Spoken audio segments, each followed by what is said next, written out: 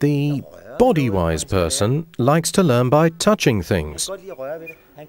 They also like to move around. What does it say here? Dramatize what they're learning.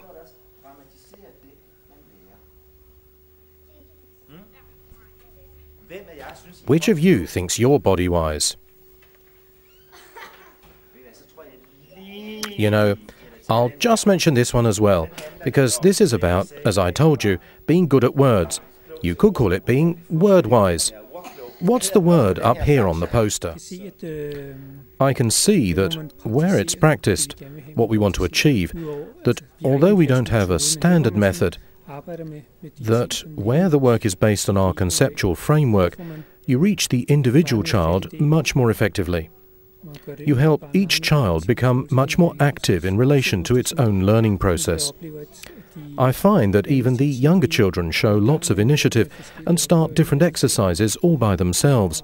And they start finding out which things they need to work with and what suits them. So, who else's presentation can we hear today? Carl Christian? I'd like to read my story. We look forward to hearing it. How much will you read for us? 1 page. How does a toad camouflage itself? I don't know yet. But that's what you're going to find out today. How will you do that? Read something about it. You'll read about it? Yes. Have you found a book about camouflage in the collection over there? There, it's over there. No, I haven't. You haven't? Well, shall we try and find one at the library? But I've one in my bag. Bag? Fine. You go and fetch it then. Can you find out about rats? What would you do, Amelia? I'd go to the library and find a book about rats. You could do that, yes. What about something else, Christian? You could use internet, Google, and search for rats on Google. Yes? Have you used Google before? Yeah. What would you do, Carl, if it was up to you? Well, first of all, I'd go to the science centre and see if they had a stuffed rat. To learn how to learn also means that I support the natural curiosity that the children are born with, this sense of wondering that they've had for the first 5 or 6 years of their lives. All the things they wanted to examine when they were 4 years old, 5 years old, we want to give them the opportunity to do the same thing in school. The school isn't a place where you get answers. The school is a place where you can pose questions and find answers. Those of you who have a reading partner should sit with them now. There are lots of situations when the best thing is to gather all 25 children together. But there are definitely many, many more situations where it doesn't make sense. For example, where small teams work together, and there are some who want to work alone if they really need to concentrate and improve their own understanding. But the old-fashioned teacher, the communicator, like a priest in church, where the class sits in rows staring into the back of the head in front, I call it bums on benches teaching. It doesn't work. It's history. That fits your reading brains. What about this? We've just talked about rats, so it might be a good idea to include this. Is it number 2? Yes, that's the series. We create a framework for the children, and in that framework there are some must things and there are some may things. And we explain to the children why the must things are there, what the goal is, how we're going to work towards it. The children might have some suggestions as to how they best can work. Some want to work alone, some with partners, some in groups. It's very different and depends on your learning system.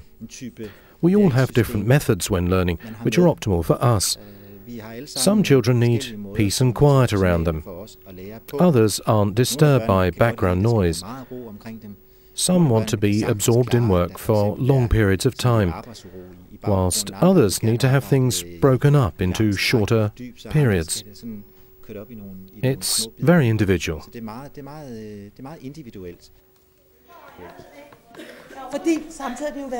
It has been a demanding task to readjust.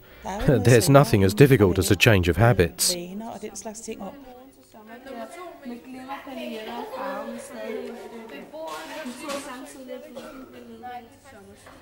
The best type of teacher is the one who supports a lot of group and project-oriented work, a teacher who you don't just sit and listen to in a small classroom. It's a teacher who promotes a lot of discussion within the class and who doesn't just stand there explaining. You need that too, but discussion and group and project work is important.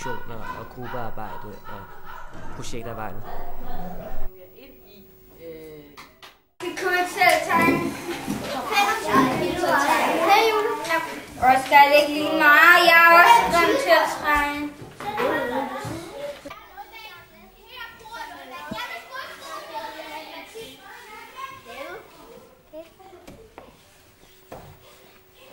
Jeg synes for 10 år siden, da jeg startede som folkeskole. 10 years ago, when I started as a teacher, there was a lot, not only, but a lot of blackboard teaching. But now I spend very little time at the blackboard. I usually bring the children into the largest room we have, and we have many rooms now, where not everybody sits at a table. There I go through a few things at the blackboard, and then they disperse to work in groups with what we've just gone through. So the teacher's more like a consultant, a guide than I was before.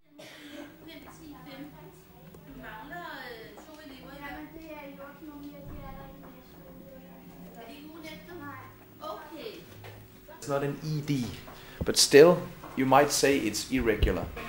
It's regular because there's an ED added to the word.